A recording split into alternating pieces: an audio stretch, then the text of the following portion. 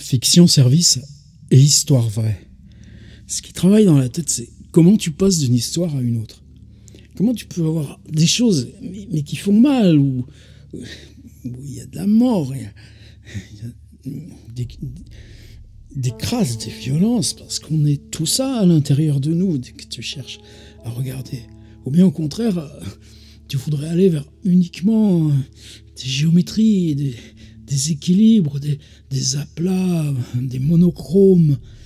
Et il y a toujours ces sortes d'harmoniques, y compris parfois plus douces, mais obsessives. Et tu te dis, mais je ne vais pas parler de ça. C'est quoi l'histoire à travers ça? Qu'est-ce que je cherche à attraper en racontant cette histoire? En plus, c'est des choses que j'ai déjà pu dire parfois dans les livres. C'est quoi? En 6e, on déménage de la Vendée à la Vienne. Un petit garage de mes grands-parents. Mon père a son propre garage. C'est dans le centre-ville d'une bourgade, une vieille bourgade avec une église 13e siècle.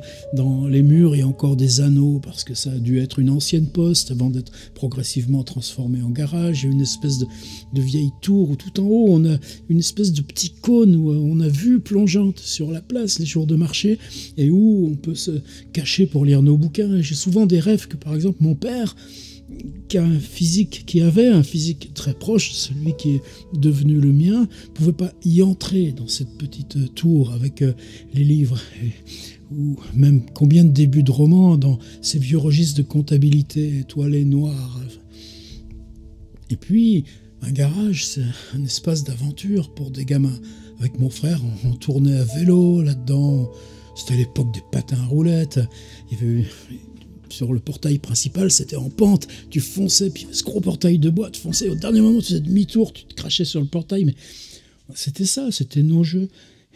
Les cigarettes fumées dans les boîtes à gants des voitures de clients. On connaissait toutes les boîtes à gants. Et puis, à l'arrière, il y a une vieille rue qui s'appelle rue Louis XIII. Parce que, paraît-il, Louis XIII, une fois, il aurait dormi dans une vieille maison à pignons qu'on aperçoit toujours, fenêtre à meneaux, elle doit y être encore, ça va être plus ou moins protégé. Et il y avait une espèce de passage oblique, et ce passage oblique, c'était juste un creux, une entaille. Ça servait à laver les voitures au gros jet à vapeur.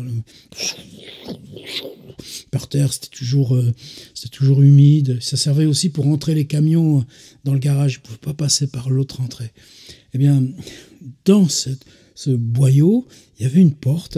Et cette porte, c'était l'issue de secours du cinéma. Alors, évidemment, aujourd'hui encore, tu passes dans des tas de petits bleds de rien du tout et tu les vois. Ces salles de cinéma, comme elles sont reconnaissables, la plupart sont fermées, abandonnées.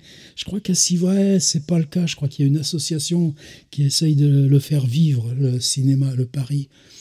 Alors le cinéma Le Paris, le dimanche après-midi ou à d'autres moments, quand ils ouvraient les portes entre deux séances, il y a cette odeur de tabac parce qu'on fumait dans la salle. Et pour nous, il y a cet espace noir, mais c'est un espace noir dans la lumière.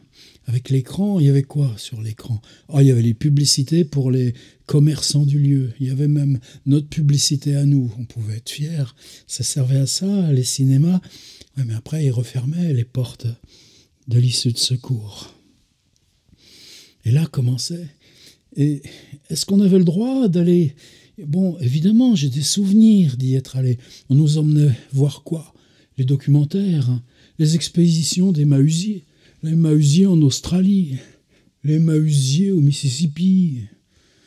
Il m'a fallu longtemps pour comprendre qu'un documentaire, ça pouvait être autre chose que les Mahusiers. On n'était pas à Werner Herzog et d'autres. Mais... il y avait ces films qu'on n'avait pas le droit d'aller voir. Alors, qu'est-ce qui pouvait passer dans un bled de 1500 habitants dans le sud de la Vienne, dans ces années 1964, 1969, pas après 69, puis même pas après 68. Mais là, mettons 65, la grosse révolution, les 45 tours, Revolver des Beatles, la première fois que toi-même tu as un disque. Ça, c'était au collège, c'était dans les petits sous-sols, dans la chambre des copains Arlo, rue Ravary. Mais c'était pas venu au cinéma. Le cinéma, c'était encore...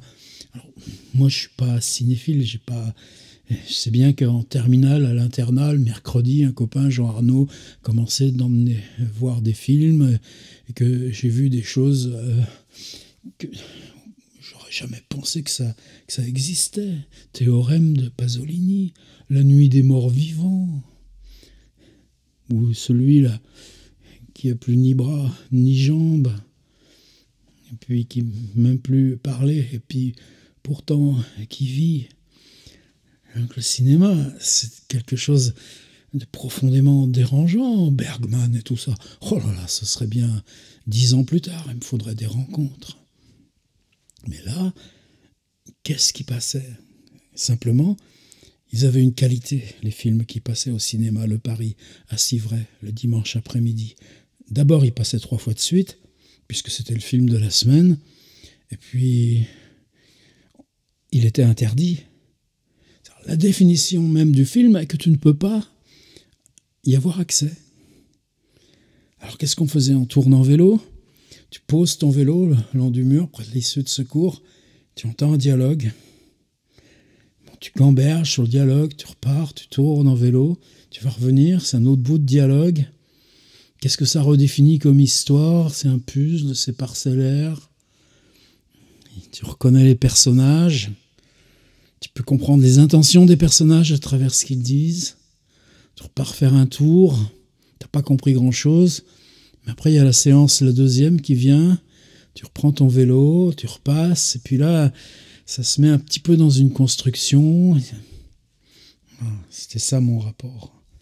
C'est-à-dire, ce qu'on dit cinéma, la salle avec ses fauteuils rouges et puis cet écran où de toute façon tu voyais rien parce que entre deux séances il n'y a pas de film, c'est ce que tu reconstruis comme labyrinthe de paroles qui peut fabriquer une histoire si tu étais capable de reconstituer.